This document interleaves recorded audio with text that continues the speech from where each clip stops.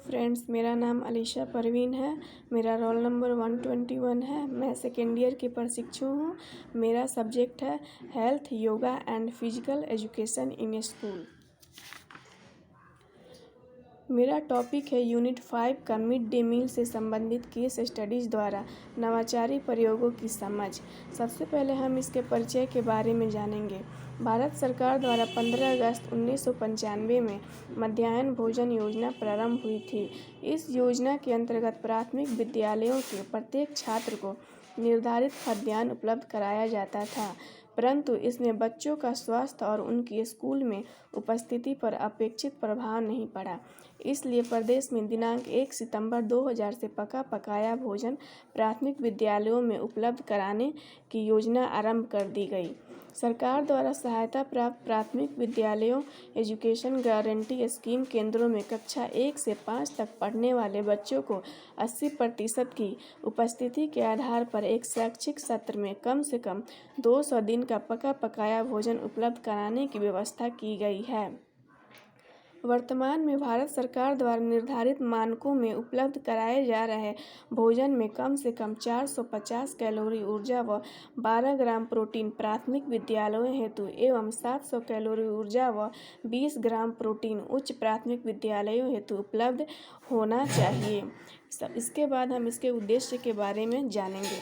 बच्चों के नामांकन में वृद्धि, छात्रों को स्कूल में पूरे समय तक रोके रखना तथा स्कूल छोड़ने की प्रवृत्ति में कमी, निर्बल आय के वर्ग के बच्चों में शिक्षा ग्रहण करने की क्षमता विकसित करना, छात्रों को स्वच्छ व पौष्टिक भोजन प्रदान कराना, छात्राओं को एक स्थान पर भोजन उपलब्ध कराकर उनके मध्य सामाजिक सौहार्द की भावना जागृत करना। योजना के संचालन हेतु विभिन्न समितियां, विद्यालयों में पके पकाए भोजन की उपलब्धता सुनिश्चित करने हेतु निम्नलिखित समितियों का गठन किया जाता है, जिसके सदस्य अपने स्तर पर सहायता प्रदान करते हैं। ग्राम पंचायत स्तर पर गठित समिति, ग्राम प्रधान, नगर क्षेत्रों के स्तर पर गठित समिति सभासद, जनपद स्तर पर गठित समिति जिलाधिकारी और राज्य स्तर पर गठित समिति प्रमुख सचिव होते हैं।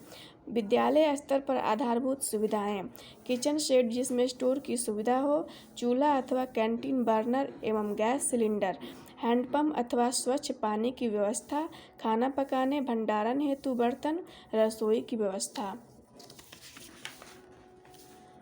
इसके बाद भोजन बनाने हेतु सावधानियों के बारे में हम लोग जानेंगे। स्वच्छता, सुरक्षा, मितव्ययता, गुणवत्ता। सबसे पहले हम स्वच्छता के बारे में जानेंगे।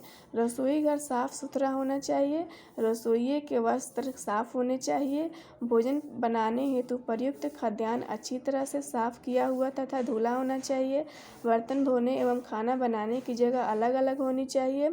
इसके बाद हम इसके सुरक्षा के बारे में जानेंगे।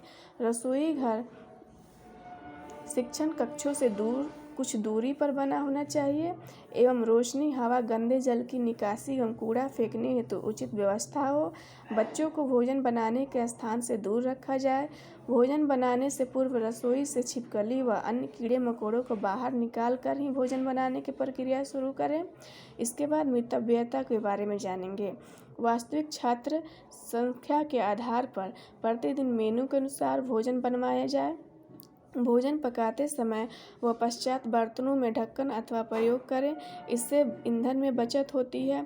भोजन बनाने के उपरांत एनडीएम रजिस्टर, कैश बुक, खाता बही इत्यादि अभिलेखों में सभी प्रविष्टियां प्रतिदिन पूर्ण कर आने वाले दिनों की आवश्यकता का पूर्वानुमान लगाकर अवश्य व्यवस्था बनाई जाए।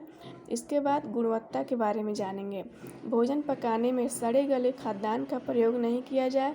भोजन बनाने हेतु ताज़ी, हरी एवं मौसमी सब्जियों का प्रयोग किया जाए।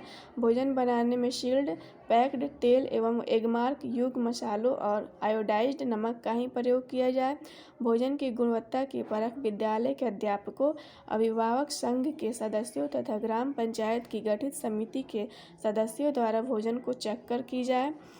अधिक गुणवत्ता के तेल, मसाले, दाल, सब्जी आदि के प्रयोग से भोजन अधिक पौष्टिक एवं स्वादिष्ट हो जाता है।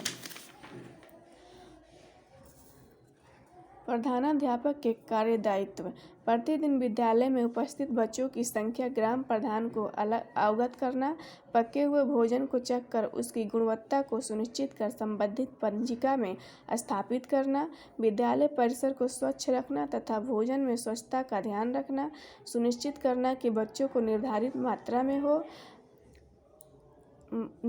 मात्रा में भोजन प्राप्त हो, बच्चों के सामान्य स्वास्थ्य की जानकारी रखना, मेनू के अनुसार भोजन उपलब्ध कराना, पंजिकाओं का रख रखाव करना। Thank you.